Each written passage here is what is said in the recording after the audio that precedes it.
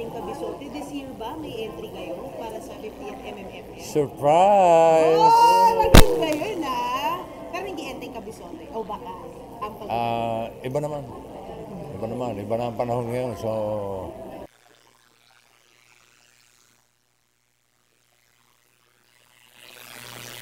Inyong lingkod, si Mr. Destiny. At magbibigay po tayo ng pinakamainit na update po ngayon sa social media. Siguro naman po makakaaldab na paniniwalaan nyo na yung sinabi ni Mr. Destiny. Gaya nga po ng mga pinapaliwanag ko kamakailan lang na may pelikula nga po talagang gagawin si Bossing Big Soto. Kasama nga po niya si Maine Mendoza. Di po ba?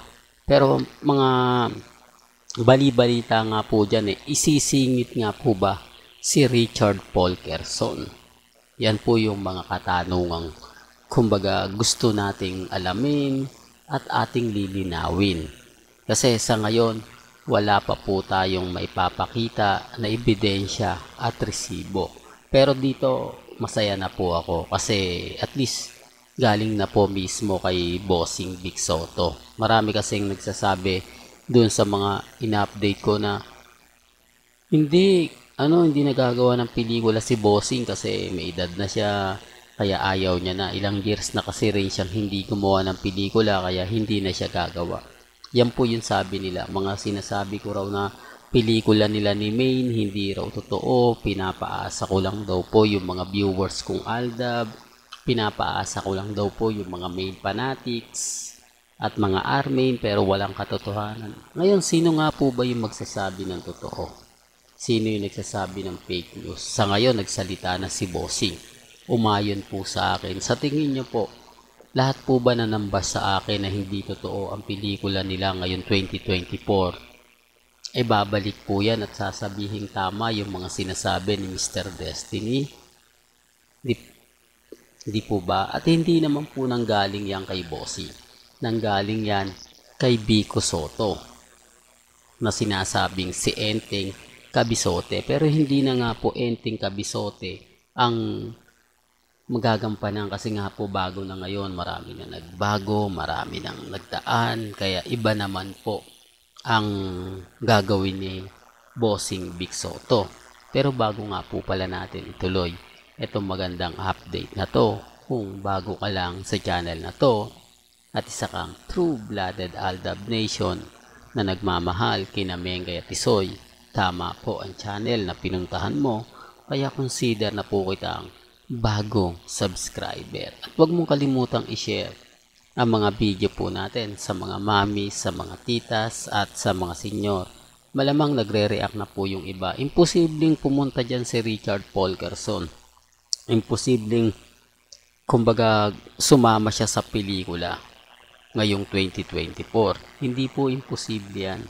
Hindi po pwede natin isawalang bahala na si Richard Paul Quezon, Bossing Big Soto at Maine Paul Quezon po pwede pong magsama yan.